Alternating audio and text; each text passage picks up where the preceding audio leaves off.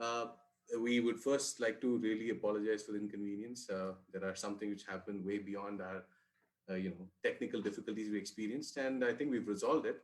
And yeah, so we get directly into the webinar today. This is our first webinar, and we are very excited and quite happy to have our guest, Dr. Shailaja Rao. Just a very brief overview about Dr. Shailaja Rao. She is a pharmacist by training in her undergraduate and her master's.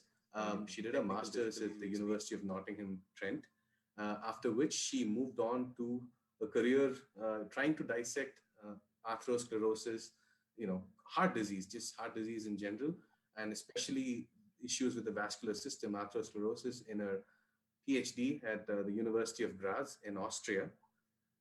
After a successful completion of a PhD, she has been a postdoctoral researcher at Stanford University in the US of A. And she, after a couple of stints, she recently is now working as a postdoctoral researcher in Stanford, interrogating the role of vascular diseases, especially in context of rare diseases like the Moyamoya disease, which is quite an interesting name that I've come across, and a very interesting disease. And for reasons that it's being a rare disease, it doesn't happen too often. So Dr. Shailaja has expertise in a lot of different aspects of molecular biology to regenerative medicine in the context of stem cells as well. And it takes me immense pleasure to welcome Dr. Shailaja Rao to this webinar today. Okay, so thank you for the introduction, Kashyap. That was very nicely said. So today I'd like to talk to you all a little bit about career planning and readiness, because like I assume that all of you all are in different stages of your career, and you all must be, like, undergrads must be wondering what to do later, and PhD students also must be thinking about what next. So this is like just to give you sort of a brief overview about what options are available out there and how you should go about planning your career. So, okay. So first, the most important question that we all face is about choosing our career path. Like, where do you see yourself in like the next 10 years? Why, or even when you're transitioning, if you're like in academia and you want to go to industry, or within industry, if you want to completely switch to a different area. So for making these kind of changes in life, you'll need to first figure out, like, there are some important points that you have to think about. So the first thing is you need to find out what you're really interested in. Like for me, it was when I was doing my B pharmacy, I knew I liked pharmacology a lot. So I knew that I was interested in studying diseases and about the pathogenesis of a disease. So that's how I went on to do a master's in pharmacology, and then the PhD and postdoc, everything like just came after that. So at every stage, you will find something that really catches your interest, and then you need to see if this interest of yours, if it can get translated into a job. The next thing is you need to do your research. So you need to find out what the job market is like, what like whether your interests align with the market. Like if you're interested in a certain subject, there have to be jobs also available. You need to look at what salaries they are offering, because in the end, the money also is important. You want to know if that salary is what if it's going to make you happy, that salary is what you're aiming for. And in order to reach that stage, you need to develop hands-on experience. So the best way to do it for students is to look for internships, like go to a company and get some hands-on training, or you can even do voluntary work where you don't get paid, but you get all the experience that you need. And the fourth point, which is the most important for scientists and for science graduates, is to network. The like networking is like so important in science. You have to try to find people in similar fields, and you talk to them, you understand what challenges they are facing and what they have learned through their experiences, so that you can be prepared for the job market. And the next thing is, I think in science, students are always very confused whether they want to stay in academia or they want to go to industry, because both fields are equally enriching. So you need to find out. So if you're in academia, the general process that you go through is like you do your undergrad, you do a master's in the subject that you like, then you go for doing a PhD and a postdoc, you become a research scientist, and the end goal mostly is to become a principal investigator where you have your own grants, your own funding. But very, like, if after a PhD, I think hardly 10% of people actually end up going to this stage where they end up being a principal investigator. So it's a tough process, but if you're really interested, you want to do this, you will find the right resources to help you reach to the stage of becoming a principal investigator. On the other hand, there is an option to go into industry where there is like so much going on. There's technical writing. You can become a business analyst. You could go into sales. You can become a medical science liaison. So there are so many options even in the industry. So you have to be able to find out where you fit in and where your qualifications match any of these roles. So again, like doing this background uh, research is very important for you. And again, so when you're building your resume, like the most important part for if you're going into academics, you need to find the right qualifications. Of course, you need to go through the whole process of doing a master's, a PhD, a postdoc. That's how you progress in academia. And you need to have the right research experience.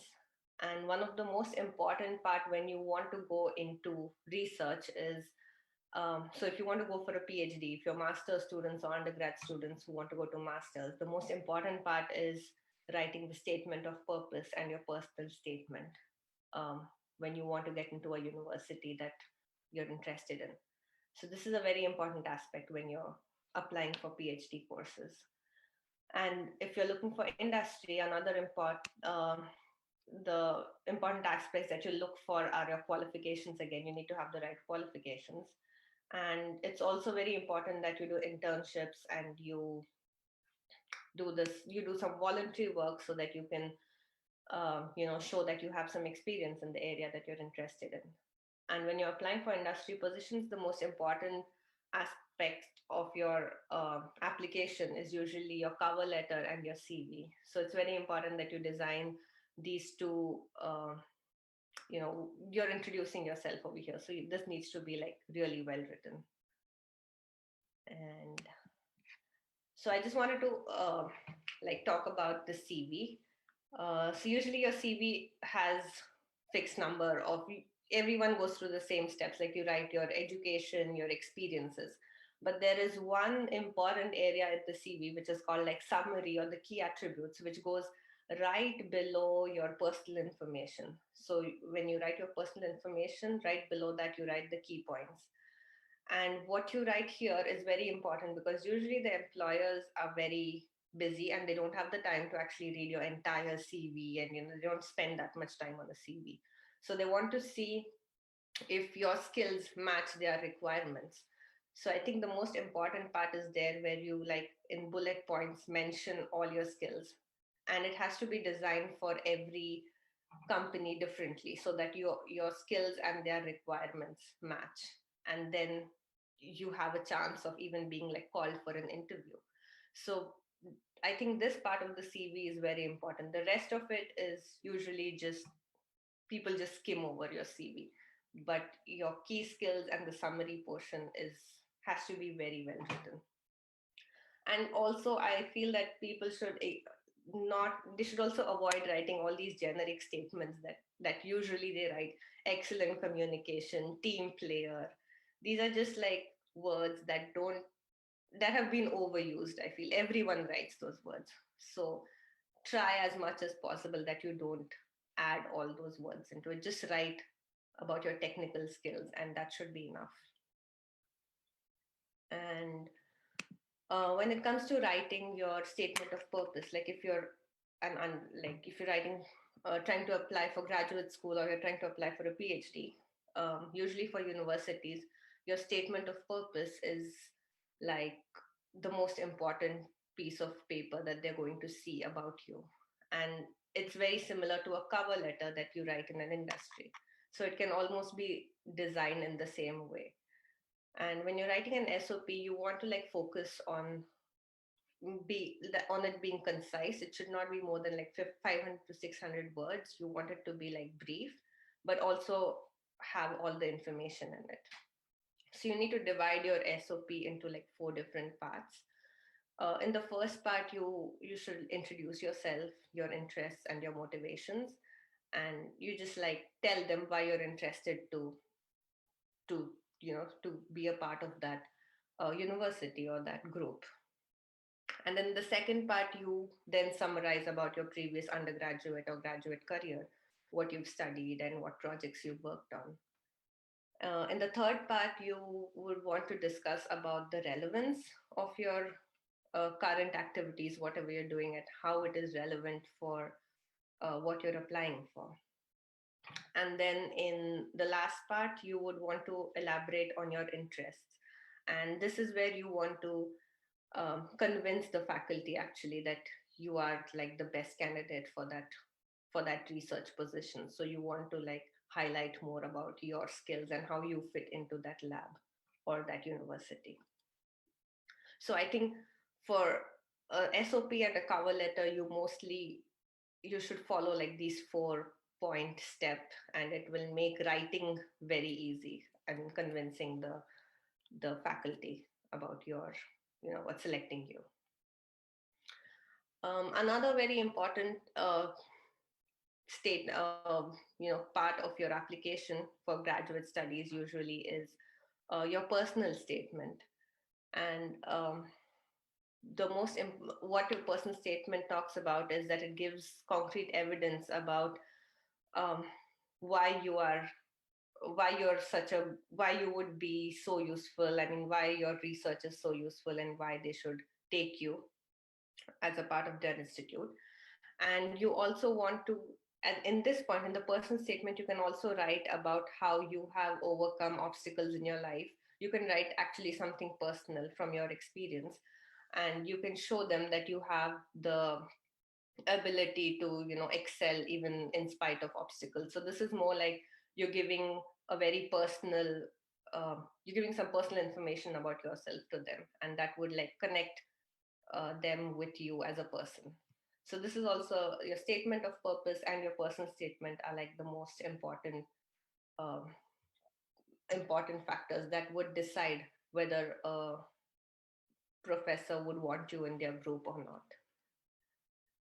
And I think the final thing, the most important thing, so your qualifications, your CV, your SOP, all this is one side. This is all like you can work on it. But then the other very important side of what you should work on is personal branding and soft skills. So your qualifications will help you land a job, but then to excel in a job, you need the personal skills. You need to be able to these are the 4 important things I think that you need to develop during your job. Like you need to develop your leadership skills, because that's what will help you go ahead in life. Your communication skills should be improved. You need to be able to talk well, present well, write well. These are as important as getting the right qualifications. You also need to be able to collaborate with other groups, with other teams, because that's what you'll be doing all the time. You'll need to work with different people. And also problem solving is a very important aspect of progressing in your career. And some other important skills that you should work on are adaptability, flexibility, optimism, empathy, self-confidence, and also likability. So people should like you. When you're working with them, you should be I feel the person that they come to if they have a problem. So you should be that person. And they don't just, you don't just need to list them on your resume. You have to give examples. You have to work on it. So I think personal branding and soft skills are as important as your qualification. So I think that is like the end of my talk, because I just wanted to hit on some very important points usually that that people look for when you're applying for jobs or when you're applying for PhD positions. And I'm happy to take any questions. Thank you. Well, thank you, Dr. Rao. I think that was a pretty succinct, but it was quite. It had all the areas that one should focus, especially when there is a transition between, or there is even a thought of, should I look at academia as an option? Should I look at professional job opportunities? I'm not saying academia is not professional, but I'm just saying in terms of conventional job, as it were. I think it's a good starting point for any budding graduate student to have a look at these and try to understand how to navigate this path. And I think I think your presentation is quite, impressive in the fact that it conveyed these information.